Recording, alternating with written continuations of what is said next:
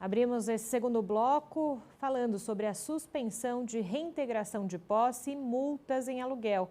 A Assembleia Legislativa de São Paulo aprovou o projeto de lei 146 de 2020, que suspende despejos, remoções e reintegrações de posse judiciais e extrajudiciais em todas as cidades do estado durante a pandemia.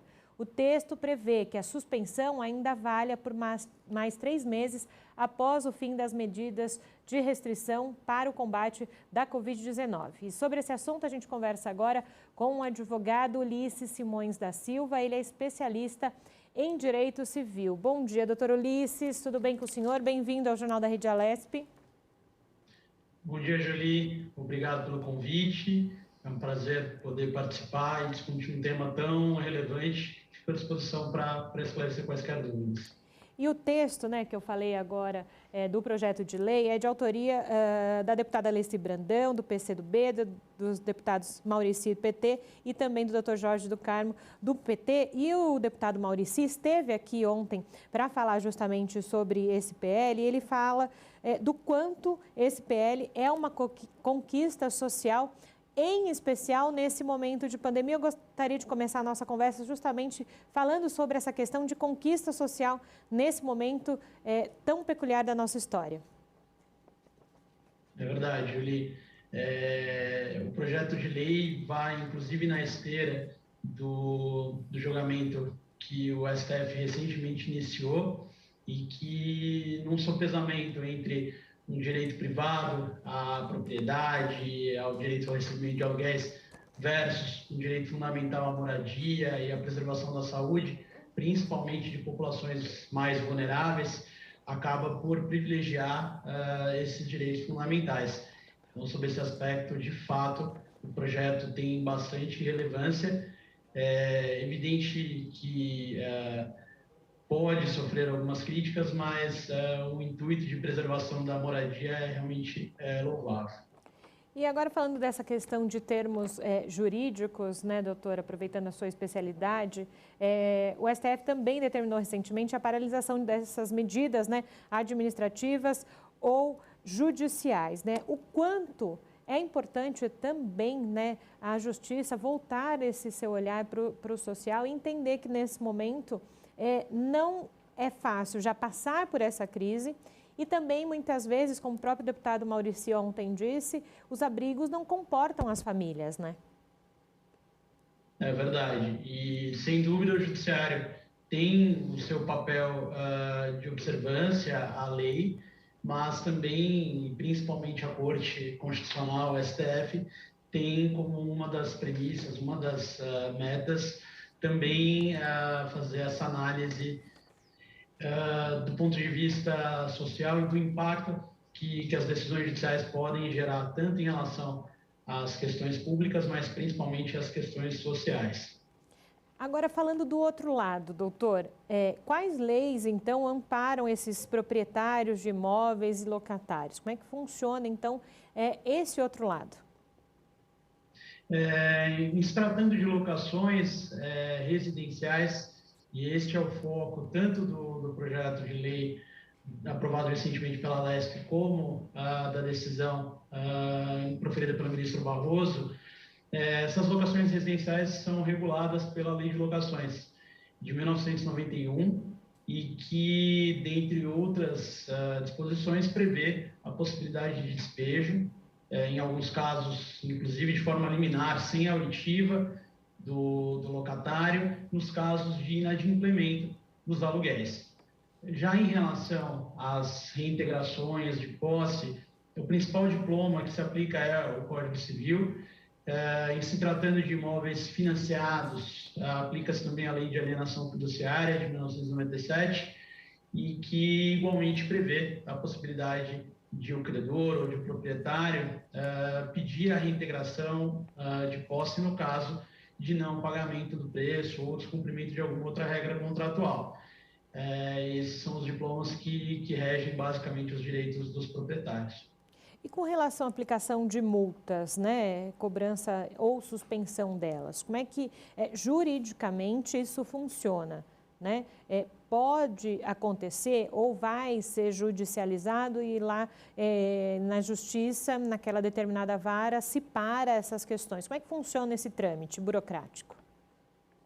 Normalmente, as penalidades contratuais estão previstas nos contratos de locação ou de venda e compra, que são assinados entre as partes, e, via de regra, o Poder Judiciário aplica as regras contratadas por livre disposição das partes. O que o projeto de lei aprovado pela Alesp faz é suspender a aplicação e exigibilidade de quaisquer penalidades contratuais previstas em contratos de locação durante este período de pandemia, e, como você bem colocou, até 90 dias após o fim do estado de calamidade que vivemos, o que, a meu ver, certamente gerará discussões judiciais por parte dos proprietários se sentirem lesados. E aí, doutor, ao que me parece, entra uma outra situação aí nessa questão de judicialização. Se nesse período, como nós dissemos, não tem essa cobrança e após ali 90 dias, como nós dissemos, também não tem essa cobrança. A cobrança pode ser retroativa?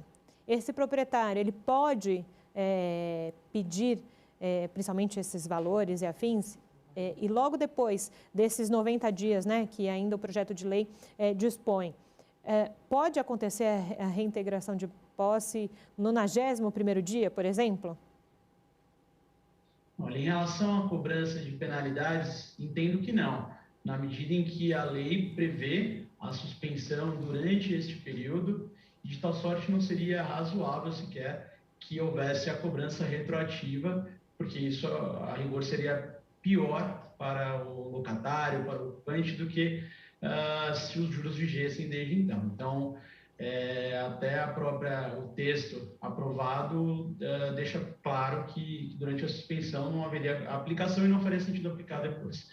Já em relação ao cumprimento de ordens, eu entendo que sim, uma vez encerrado o estado de calamidade, os 90 dias adicionais previstos pela lei, os mandados pendentes de cumprimento poderão ser cumpridos. Não vejo obstáculo para isso. Agora, doutor, uma outra questão para que as pessoas até entendam o porquê desse projeto de lei ter sido colocado em votação aqui na Alesp e ter sido aprovado. Historicamente, como é que funcionam essas reintegrações de posse, não só aqui no estado de São Paulo, mas em todo o Brasil? Acho que desde sempre se ouve falar sobre essa questão de reintegração de posse e é algo problemático no país, não só aqui no estado. Qual é a análise que o senhor faz sobre essa questão aqui?